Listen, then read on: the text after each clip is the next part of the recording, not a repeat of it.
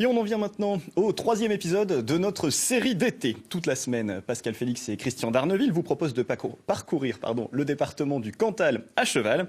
Aujourd'hui, ils prennent la direction de Paul-Mignac et du très beau château de Pesteille.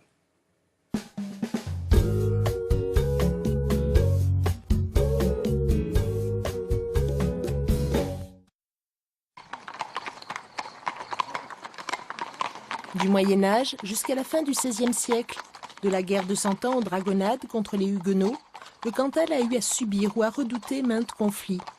Les citadelles et les villes fortifiées se sont multipliées en Haute-Auvergne, mais une centaine perdure encore aujourd'hui. Nos chevaux nous ont menés au château de Pesteille, illuminé du donjon jusqu'au fossé, pour une visite nocturne qui nous éloigne des chemins balisés.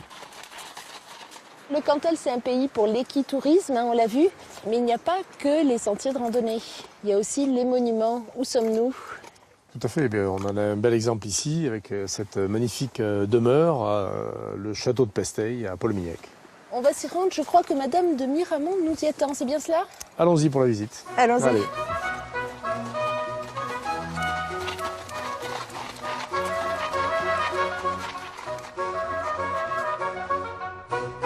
Bonsoir, je suis ravie de vous accueillir en ma demeure au château de Pesteille. Je suis Marie-Anne-Jeanne de Cassagne de Beaufort, marquise de Miramont. Vous voulez bien me suivre?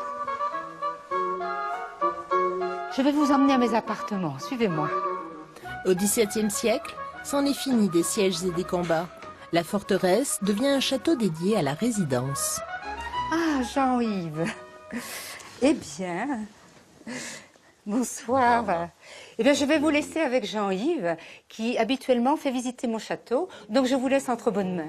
Bonsoir. Merci beaucoup.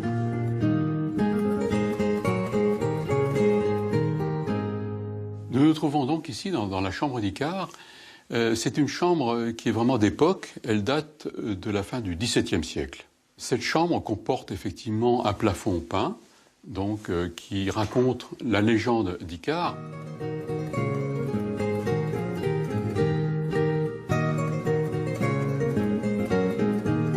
Regardez ce médaillon. Cette scène représente une scène biblique. Il s'agit effectivement, vous voyez une femme en train de couper les cheveux d'un homme. Donc Dalila et Samson.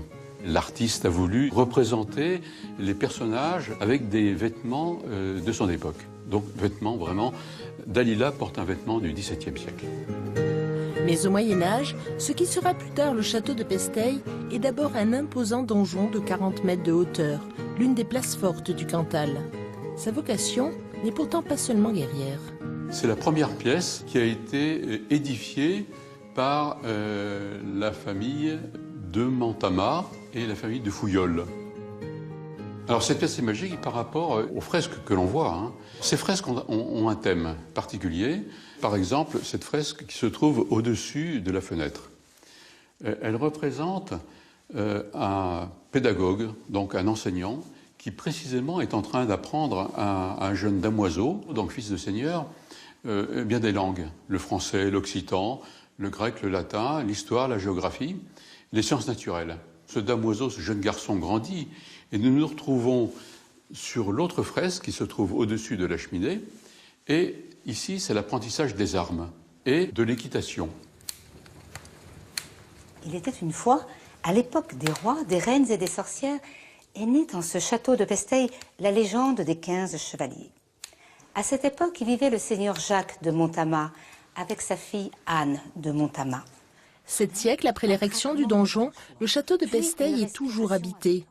Au fond des cheminées, qu'ici l'on nomme des cantous, se racontent encore les fables du temps passé. On raconte encore aujourd'hui que dans la forêt de Vixouze, où tous les animaux sont revenus, où les arbres fleurissent, qu'une enchanteresse du nom de Mélisande y vit.